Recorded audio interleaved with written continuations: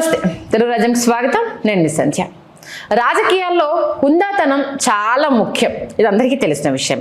అటు కింది స్థాయి నాయకులు స్థానిక పరిస్థితులకు తగ్గట్టుగానో లేకపోతే వారి అలవాట్లో భాగంగానో, అది కాకపోతే వారి పెంపకం ప్రభావంతోనో కాస్త అటు ఇటుగా ప్రవర్తించిన పార్టీల అధినేతలు పెద్ద పెద్ద స్థానాల్లో ఉన్నవారు మాత్రం ఖచ్చితంగా మిగిలిన వారికి ఆదర్శంగా నడుచుకోవాలి. ఈ విషయంలో మరో ఆప్షన్ లేదు.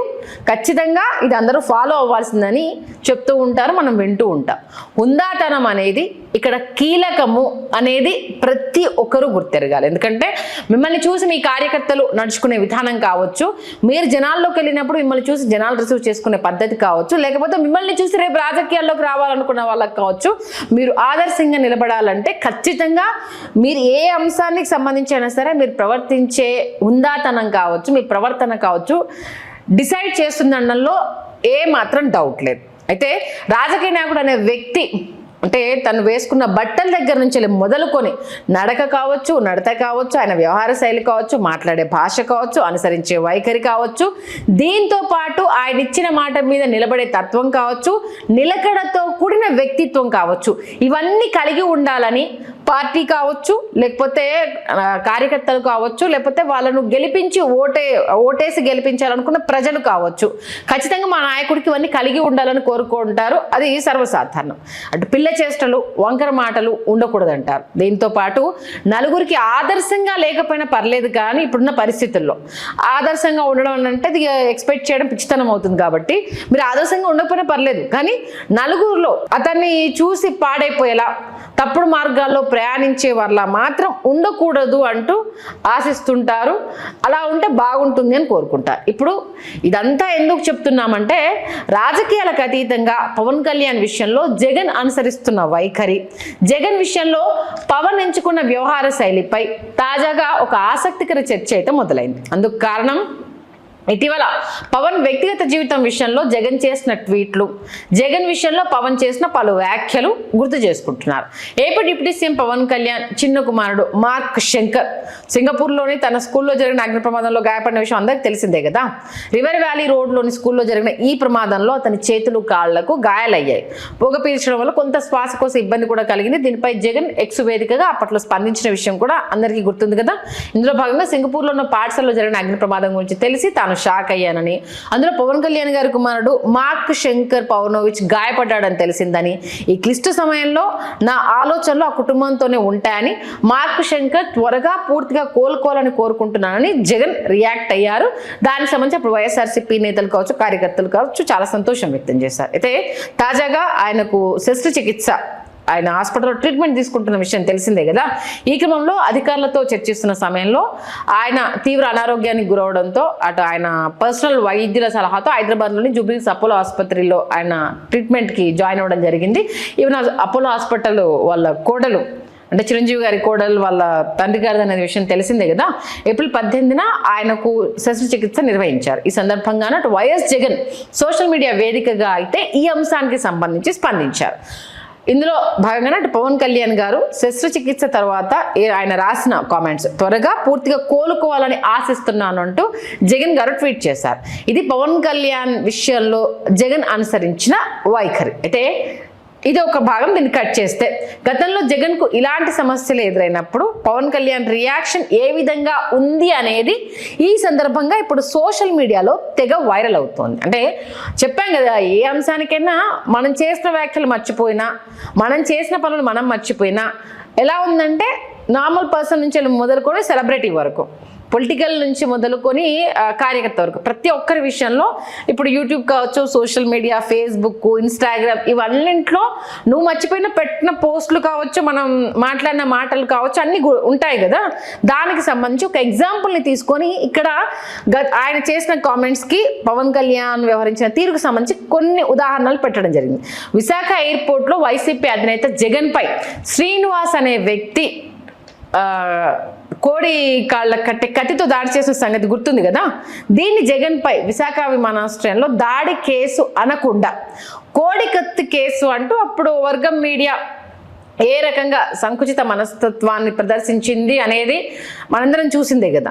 దీనిపై అప్పటి పవన్ కళ్యాణ్ గారు స్పందించారు. ప్రతిపక్షంలో ఉన్నప్పుడు మాత్రం కోడికత్తి దాడిపై సిబిఐ విచారణ జరపాలన్న వైసీపీ నేతలు అధికారంలోకి వచ్చాక ఎందుకు సైలెంట్ అయిపోయారు?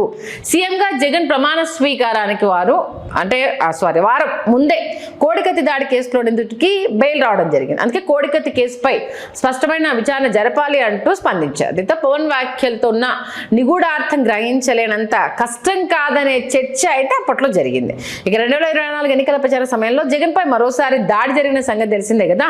రాత్రిపూట ప్రచారం చేస్తున్నప్పుడు ఆయన నుదుటిపై రాయితో గాయం చేయడం కావచ్చు, అది పక్కన ఉన్నప్పుడు మాజీ మంత్రి శ్రీనివాస్ గారి పైన కూడా గాయం కావచ్చు. అప్పటికి దానికి సంబంధించిన ట్రోల్స్, అలాగే దానికి సంబంధించిన అనేక విషయాలు మనం చూసాము.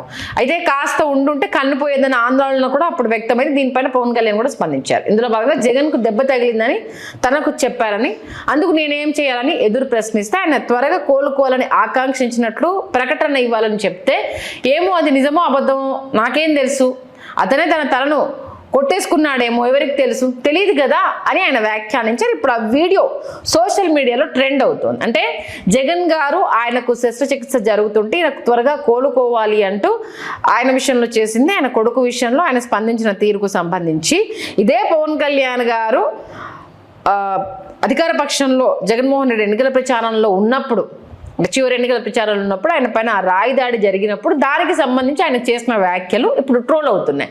ఇక విశాఖ విమానాశ్రయంలో కోడికత్తి దాడి జగన్ కావాలనే చేయించుకున్నారన్న అర్థం వచ్చేలా అప్పుడు టీడీపీ నేతలు వ్యాఖ్యానించిన విషయం కూడా మనందరికీ తెలిసింది కదా. దీనికి సంబంధించి అప్పటి మీడియా సంస్థలు కావచ్చు, కథనాలు, హోర్డింగ్లు, ఈ రెండింటికి అంటే పుంఖానుపుంఖాలుగా రాసిన స్టోరీస్ అన్ని చెప్పాల్సిన అవసరం లేదు కదా.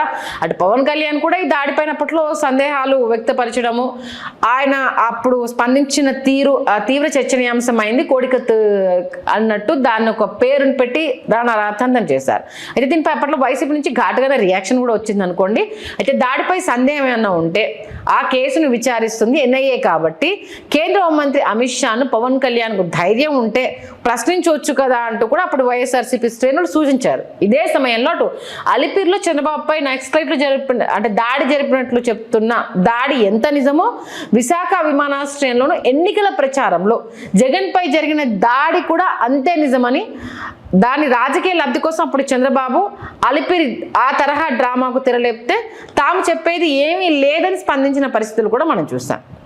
ఓవరాల్గా ముందుగా పవన్ ఈ విషయంలో జగన్ ఇచ్చిన రియాక్షన్, జగన్కు వ్యక్తిగతంగా ఇబ్బంది వచ్చినప్పుడు పవన్ చేసిన వ్యాఖ్యలను ప్రస్తుతం నెటిజన్లు కంపేర్ చేస్తూ పోస్ట్ పెడుతున్నారు.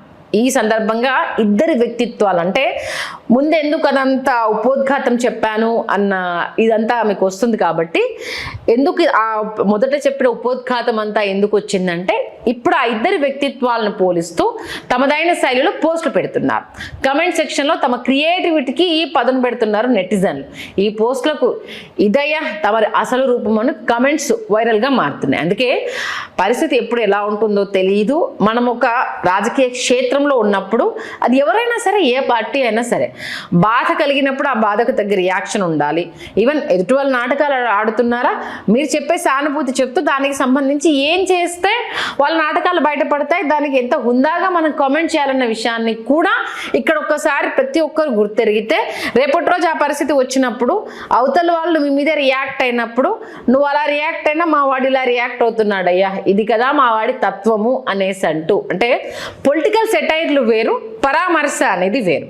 నువ్వు పొలిటికల్గా అంటే రాజకీయ క్షేత్రంలో ఉన్నప్పుడు జగన్మోహన్ రెడ్డి గారు పవన్ కళ్యాణ్ గారి వ్యక్తిగత అంశము వివాహాలకు సంబంధించి మాట్లాడడం మనం చూస్తాం, అది రాజకీయ క్షేత్రం, పర్సనల్ లైఫ్. బట్ ఒకరికి బాగాలేదు, ఒక ఇన్సిడెంట్ జరిగింది అన్నప్పుడు మానవత్వం, రియాక్ట్ అవ్వడము అనేది మన మానవత్వం. అంటే ఇందాక మన పెంపకము, మనం అంటే నడిచిన దారులు, మన చుట్టూ ఉన్న వ్యవస్థ, ఇది మనల్ని ఏ రకంగా ప్రభావితం చేస్తాయి, మన వ్యక్తిత్వాన్ని ఎలా ఇంప్రూవ్ చేస్తాయి అనడానికి బెస్ట్ ఎగ్జాంపుల్స్ అన్నట్టు.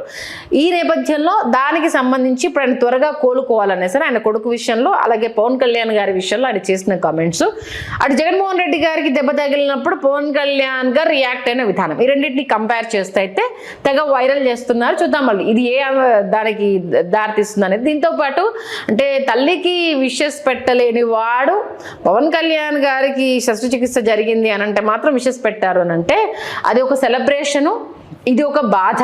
రెండింటిని ఎలా కంపేర్ చేస్తారన్న ఇంకో చర్చ కూడా తెర మీదకి రావడం జరిగింది. ఎందుకంటే తల్లికి విషయం చెప్పడము అనేది అది పండుగ, అది వాళ్ళ వ్యక్తి అంటే సెలబ్రేషన్ అది. కానీ ఒకరికి బాగాలేదు అన్నప్పుడు ఒక ప్రతిపక్ష నేతగా, ఒక మాజీ ముఖ్యమంత్రికి అది బాధ్యత. రెండింటిని కంపేర్ చేయడానికి లేదు. ఎందుకంటే ఆయన ఫోన్ చేసి ఉండొచ్చు, ఇక్కడ పవన్ కళ్యాణ్ గారికి ఆయన ఫోన్ చేసే వీలుందా లేదా, ఫోన్ చేసినా అక్కడ అవతల వాళ్ళు రిసీవ్ చేసుకుని అది ఉందా లేదా తెలియదు. కాబట్టి తన కన్సోల్ని ఈ విధంగా మెసేజ్ రూపంలో జగన్మోహన్ రెడ్డి గారు చెప్పడం జరిగింది. కాబట్టి ఒక బర్త్డే విషెస్ని ఒకరికి బాగాలేనప్పుడు చెప్పే కన్సోల్ మెసేజ్ని ఎట్టి పరిస్థితుల్లో కంపేర్ చేయడానికి లేదు అన్న విషయాన్ని కూడా ఇక్కడ వైఎస్ఆర్సీపీ నేతలు అంటే మీరు ఎత్తి చూపే లోపే వాళ్ళు ఆ విషయాన్ని కూడా చాలా స్పష్టంగా చెప్తున్నారు. కాబట్టి ఏది ఏమైనా స్పందించే తీరుకు సంబంధించి ప్రతి ఒక్కరూ, అందుకే చెప్పాను, మన నిత్యావసర పనుల్లో కావచ్చు, మన బిజీలో మనం మర్చిపోద్దామేమో, కానీ సందర్భం వచ్చినప్పుడు గుర్తు చేయడానికి అభిమానులు కావచ్చు, కార్యకర్తలు కావచ్చు, మనం అంటే నచ్చని వాళ్ళు, గిట్టని వాళ్ళు, ఇలాంటి సందర్భం దొరికినప్పుడు దాన్ని దెప్పి పొడుస్తారనేది మాత్రం గుర్తుంచుకోవాలి.